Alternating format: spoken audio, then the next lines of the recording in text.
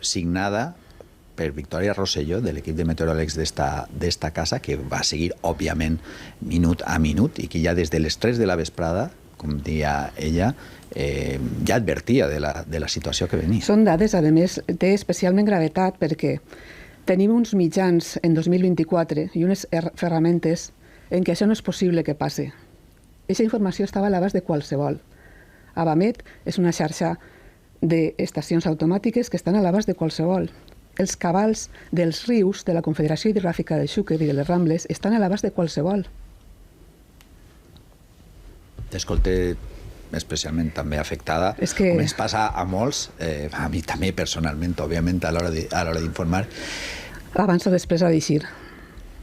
Bé, Victòria, anem a fer la nostra feina, a traslladar la informació de la que disposem, a analitzar-la també, com estàs fent tu de manera rigorosa en estos moments. Sí, però és que és una situació que pràcticament és la pantana de Tous 43 anys després. Les persones... Amb els mitjans que tenim informacions